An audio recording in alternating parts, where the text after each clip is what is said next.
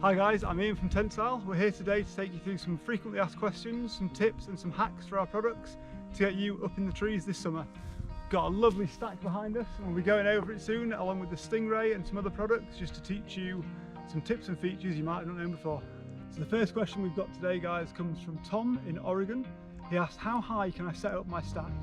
As a general rule of thumb, we try and set up our stacks 4 feet apart each layer.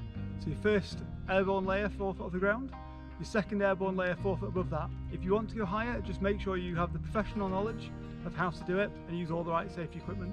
So the next question we have comes from Naz in New York. He asks, how can I climb into my stack?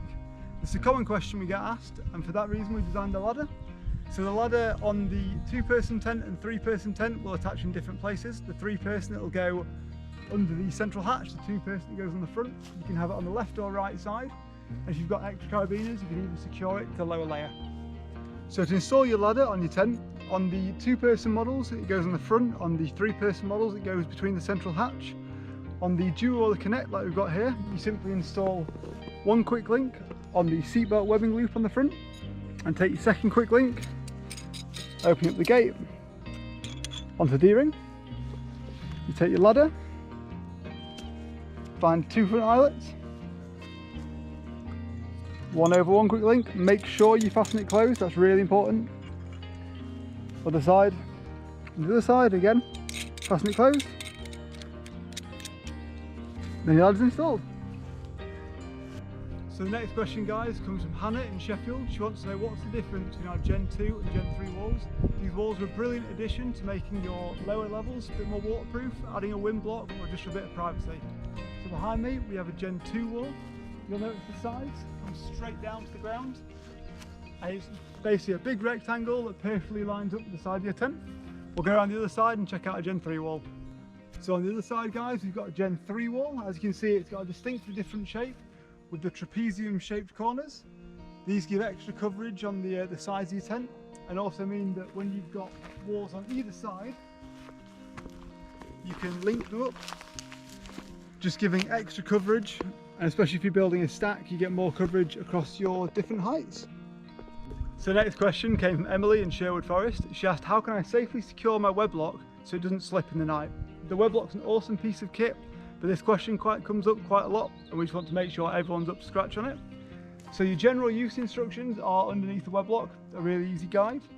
But just to fasten it, just so it's ultra safe if there's any slips or if you jump up and down the tent during the night, you're going to tie a simple knot that's similar to the one on the tail of the Una.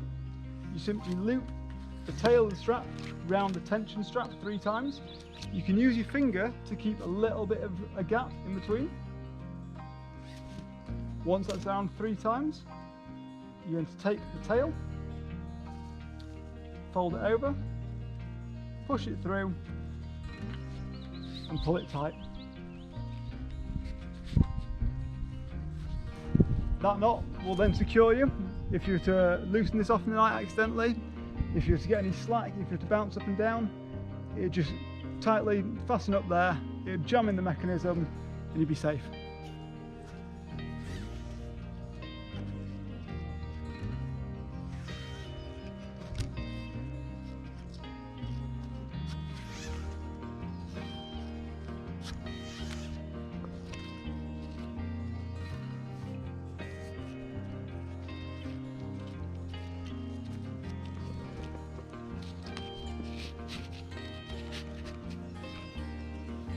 So as you can see now guys, we've actually purposely loosened the Una off to add extra stress onto the Webblock. As you can see, the knot has bitten in and it's not going anywhere. We can really bounce them down this. You're going to be solid all night and you're going to stay nice and safe. So a quick bonus tip for you guys, as we're putting the Una up we thought we might as well show you this. Works on pretty much all our tents, but it is better on some of the lightweight models with thinner straps.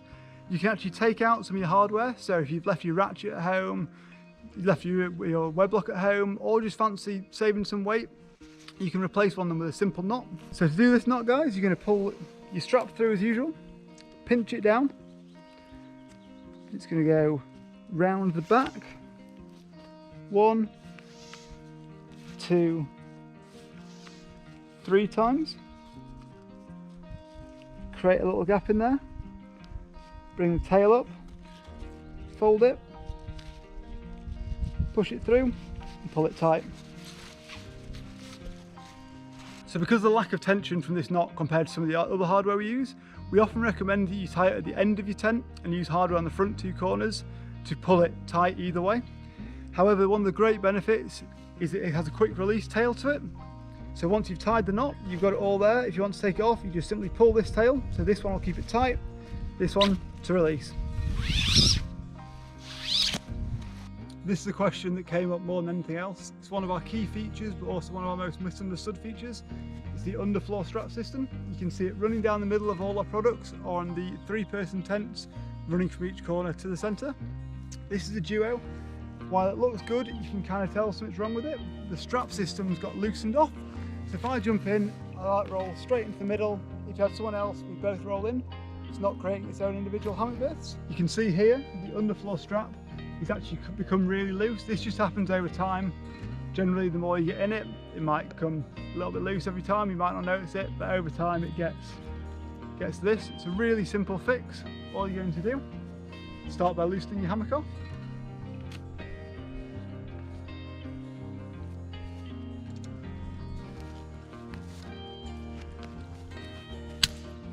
So with the hammock now loosened, we can adjust the strap. You'll see these 2 buckles here to keep it safe. Simply pull it up and back, and then pull the excess slack through so it looks tense. You might want to give it a couple of tries, tighten it up, loosen it off, just to make sure it's perfect for you. Once you've adjusted it down, you can simply tighten your hammock back up. As you can see guys, we've now got it properly tensioned again. You've got 2 equal berths. It's not sagging at the front. If I hop in it, I've got my own hammock berth, nice and tight down the middle. If Tom the cameraman was hopping, we'd have the other side nice and tight. It's perfect for spending the night in.